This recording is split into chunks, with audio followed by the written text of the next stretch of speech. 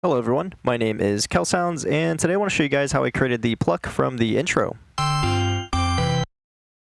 It's pretty much the same thing as the other free Ableton Rack video, just the same process, and I'm going to show you guys the same way that I showed you in the previous video by first showing you the Ableton project file for the sound, and then we'll go over what's inside this Ableton Rack. So yeah, let's just go ahead and open up the project file. Okay, so this is the project file for the samples, and on the left, I recorded, I think, a total of 72 samples. So yeah, B5 all the way down to C0 is what I recorded. I mean, yeah, there's probably an easier way of doing this, but I just went ahead and recorded all of the samples. I want to show you guys the pluck inside of this faceplant preset that I made. For the sound, it's 3 sine waves, kind of the same thing from the previous Ableton Rack. The second analog generator is turned up by 12 semitones, and the third one is turned up by 24, and the third one is turned up by 36.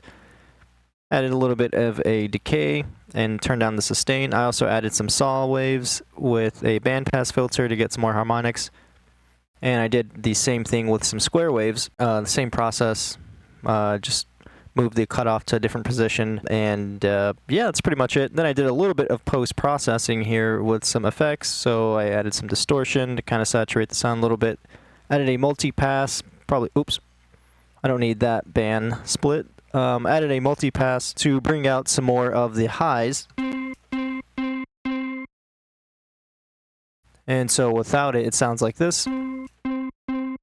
And then with, I could have just also added a distortion in there as well.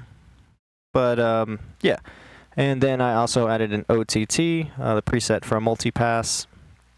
And that was pretty much it. These modulators down here are actually controlling the semi-cent of each generator to get that wobbly tremolo effect. And so, yeah, that's pretty much it for the preset. And then I went ahead and recorded each sample. And then the project file, I went ahead and included the rack and the project file just as a just in case, because sometimes I know when I'm opening projects, it doesn't always have like all the samples, so I went ahead and collect all and save, put inside of a project file, and then open up the project file and also drag the rack inside of its own separate folder. When you open up the project, you'll have like the whole project, Ableton project file that I used to create the Ableton Rack. But yeah, that's pretty much it for the sound. Now we can go ahead and open up the Ableton Rack, and I'm going to show you guys what I did and show you my process for that. Alrighty, so this is the Ableton Rack.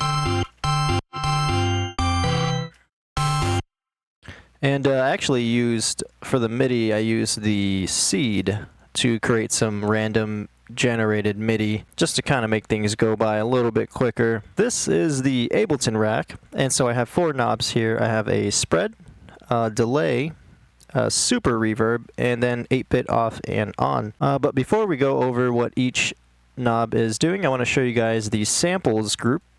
And so as you can see, I went ahead and put each sample into a sampler, and then I went ahead and set it to a key. So for B5, I went ahead and set that to B5 on this MIDI keyboard over here inside of the Ableton Rack.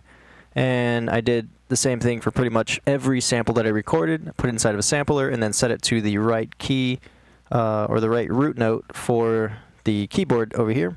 And then I put it in this samples Ableton Rack. And yeah, I did that with all 72 samples. So that's pretty much everything that's inside of the samples rack to play the notes. So anything going below C0 or anything going above B5 will not be heard because there's not samples for those notes. Okay, now we can go over what's inside of what each knob is doing. So for the spread, oops, I'm gonna go ahead and open that up. The spread is really, it's just a chorus with some feedback, and let me go ahead and open that up. Let's see. Spread. Here we go. Everything is parallel processed. So for the spread effect, it's parallel process. The delay is parallel process. Super reverb is parallel process, except for 8-bit. But yeah, so spread is just a delay and some chorus ensemble effects, and then an EQ8, doing some mid-side EQing. EQing? Yeah, I think so. I think that's the word. But yeah, so the delay, I set it to milliseconds instead of a fixed time, and I have it at like 55 milliseconds. Kind of mess with the filter a little bit to add more width to the sound. So if I go ahead and just turn the spread up.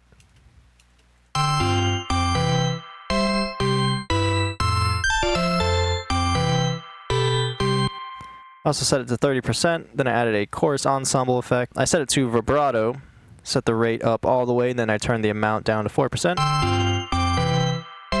Give it that wobbly effect, and then I added a chorus, classic chorus effect. Oh, okay, so I left the feedback at 50%, turned the amount to 30%, and I turned the rate up, and I turned the dry wet to 100%.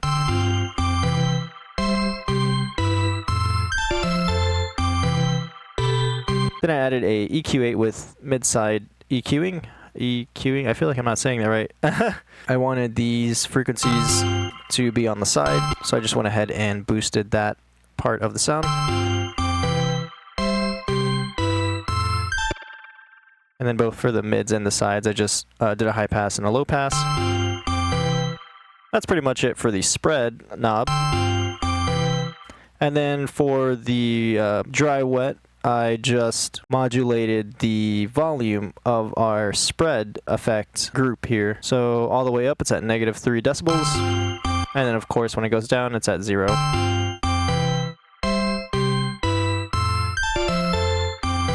And so, yeah, that's pretty much it for the spread. For the delay, this one's pretty simple, nothing too crazy going on in here.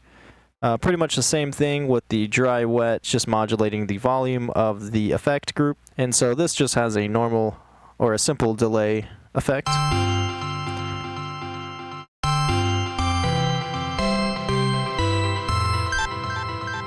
So yeah, the delay is set to a fixed time, and then I just added a high pass and a low pass filter with the EQ8. And so that's pretty much all that's going on with the delay effect. For super reverb, you can kind of hear the compression happening, like doing a little bit of ducking with the sound. But yeah, if you're wondering what that ducking sound is, it's because of the compression that's happening. I went ahead and just compressed the heck out of the sound to bring out the reverb even more. But let's go ahead and open up that group. Oh shoot, what did I call it? Did I just call it reverb? Oh yeah, okay, it's just called reverb. Because really that's all it is just a reverb effect, an EQ8, and a compressor. And so the reverb kind of messed with the settings, and here I turned the size up and the decay and the diffuse up, messed around with the diffusion network, and I didn't really, well, for the input filter I just kind of set it in the middle here. And I just cut out the frequencies I didn't want with an EQ8 afterwards. And then of course, to bring out the reverb even more, I just compressed the signal. So yeah, these are my settings for this group. Reverb, EQ8, and a compressor with the threshold set to -10 decibels, and the output set to 10. I also turned the release up to 500 milliseconds. But yeah, that's pretty much it for the super reverb. And then for 8-bit off and on, it's just a redux Ableton effect. The bits set to 8 because it's 8-bit, and then I just turn down the rate to decrease the number of samples taken per second. So yeah, just downsampling. But yeah, that's pretty much it for the 8-bit off and on, and that is pretty much the Ableton Rack. I'm going to be releasing this Ableton Rack for free, so if you want to go ahead and download it, I will leave the link below for you guys. But yeah, I hope you guys enjoyed, and I will see you in the next one. Adios.